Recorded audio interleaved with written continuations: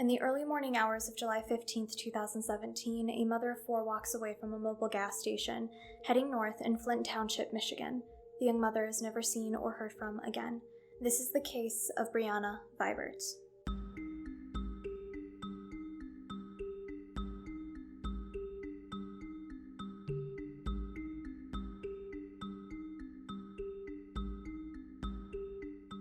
In July of 2017, Brianna Vibert was a 24-year-old mother of four. Brianna deeply loved her children, had just started a new job a month prior, and was looking to get her nose pierced a second time. While Brianna's Facebook posts leading up to her disappearance may suggest that she was somewhat unhappy, nothing seemed to be an outright indication that she was about to run away. So it came as a shock to her friends and family when she suddenly disappeared. Brianna's final Facebook post was on July 14th, 2017. Brianna posted asking if anyone knew of a good piercer to get her nose done. Brianna already had one side of her nose pierced and was interested in having the other side completed as well. We don't know any specifics of what happened at home that day. The only information that we do have of what happened to Brianna before she left her home on July 14th comes from the girlfriend of Brianna's ex-husband, Laura Nail. According to Nail, she was told by Brianna's boyfriend at the time of her disappearance that the two had been arguing. Nail claims that Brianna's boyfriend told her that Brianna was upset that her children couldn't visit her because the home didn't have running water due to a broken well. Now, Brianna and her boyfriend argued about the situation, and he claims that at one point during the argument, Brianna grabbed a knife and cut her own arm. In addition to this, Brianna had supposedly been shouting and throwing things.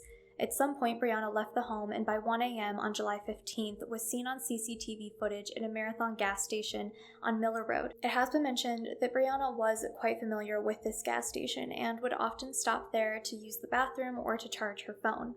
It seems that she may have also been familiar with the employees. Now, Nail describes Brianna's movements in the gas station footage, saying that she believes Brianna seemed panicked and anxious. We know through police that at this point, Brianna got into a red Pontiac Aztek with the man at the gas station.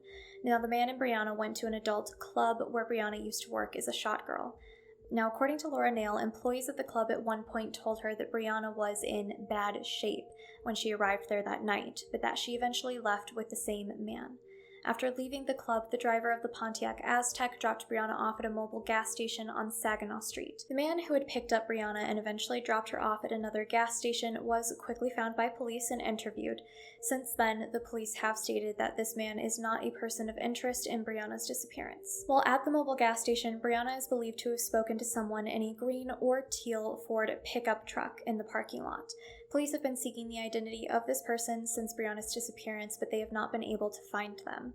It was at 2:45 a.m. that morning that Brianna was last seen heading northbound on South Saginaw Street. She hasn't been seen or heard from since. Following Brianna's disappearance, her family and friends organized multiple search parties to canvass areas of Flint Township for anyone who may have seen Brianna, as well as to put up missing persons posters. It's clear from Facebook posts that Brianna's family, her friends, and even her ex-husband were active in sharing information about her case and trying to find her. Now, thanks to information provided to me by Brianna's sister, I was able to find her boyfriend's Facebook page. Unfortunately, there is a large chunk of time, including the entire year of 2017, where all of the content has been deleted or privated. While I personally feel there is something suspicious about Brianna's boyfriend at the time of her disappearance, I do feel that I need to specify that, at least according to Brianna's sister, she was trying to make it clear to me that, at least according to police, the boyfriend has been cleared at this time. I can't confirm this because police and media haven't really spoken about the boyfriend, and as his name hasn't been publicly provided by the police or the media, I also will not be including it in this video. From what I have seen in Facebook posts from family members, it appears that Brianna's phone and her purse may have been found after her disappearance. Honestly, this point is a little bit confusing for me. So it seems to be mentioned that the phone was discovered in the possession of the driver of the Pontiac Aztek, and that he may not have been aware that he had it for a few days after Brianna's disappearance. Now, the story seems to go that he finally did realize he had a phone in his possession. He charged it to turn it on and find out whose it was, and that way the police were able to track it. It also seems that some posts may indicate that Brianna's purse was also in this man's possession, and I've also seen it claimed that this purse was found in a ditch not far from where she disappeared. So I'm not exactly sure where the purse was discovered or if it was actually Brianna's purse in the first place. On Saturday, March 18th of 2018, a search party was formed in conjunction with the Flint Township Police, Burton Police, Bring Our Missing Home Group, and the Midwest chapter of the Texas EquiSearch, along with volunteers from the area to search for two missing Genesee County women. These women were Brianna Vibert and Teresa Woolard, who had gone missing on December 11th of 2016. Now, due to wintry conditions, the search was ultimately rescheduled for March 17th, but nothing of value to either case was found. Now, one last thing worth mentioning in the events that unfolded after Brianna's disappearance is that approximately 1 year after she went missing, Snapchat logged somebody had logged into Brianna's account. Now, whether this could have been from Brianna if she's still alive, someone connected to her disappearance, a friend or a family member, or just a hack of her account is unknown. Unfortunately, disappearances seem too common in the Flint and Flint Township areas of Michigan. There are at least 7 cases of missing women that a number of people feel may be connected. Now, Elizabeth Land went missing in February of 2009. Sylvia Galvan went missing in October of 2011, Jina Collins on New Year's Eve of 2013, Laquandra Slater went missing in December of 2016. Now, at least 3 of these women went missing in 2017 alone from the area. Brianna Vibert in July of 2017, Presley Rau, also known as Amy Jo, in August of 2017, and Claudia Wilson in August of 2017, who was ultimately found deceased, along with the remains of another woman, Misty Carrison Stryber, who had disappeared from Flint, Michigan in July of 2017, just 2 weeks prior to Brianna's disappearance. People local to the area have brought up that prostitution and drug use is common in the south side of Flint, where a number of women have been going missing.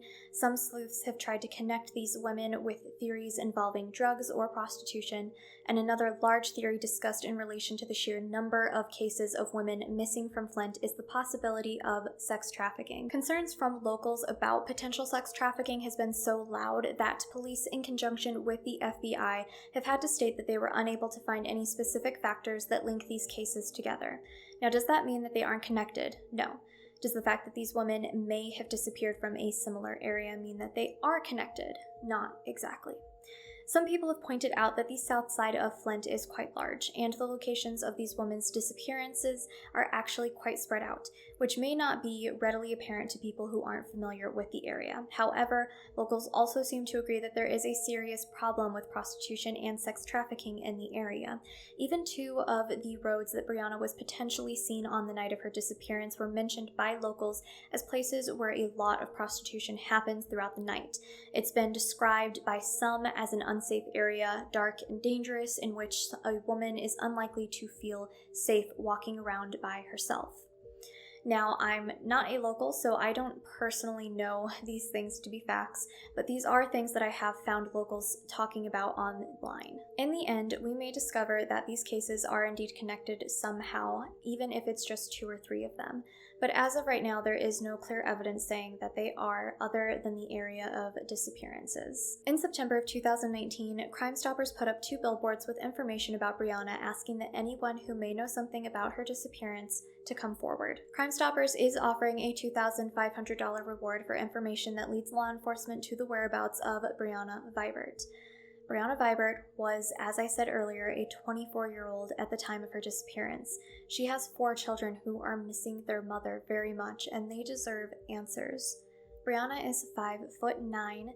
She weighs about 120 pounds, has red hair and brown eyes. Brianna was last seen wearing a cream-colored top with 3/4 length sleeves and a scoop neckline. She had on black leggings or capris and flip-flops. She was also carrying a black, yellow, gray, and white Vera Bradley bag with a shoulder strap.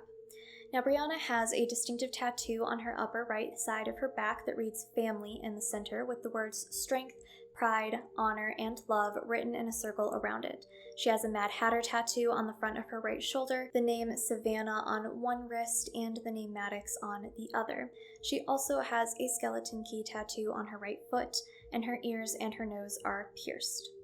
Now, if you believe that you have information relevant to this case, then I would highly suggest that you contact the Flint Township Police Department at 810-600-3250. This contact information and relevant case numbers will be in the description box down below. As always, my sources will be pinned in the comment at the top of the comment section below this video. Now, what are your thoughts on this case? Do you feel comfortable trying to link these many cases over this many years together? And where do your suspicions lie?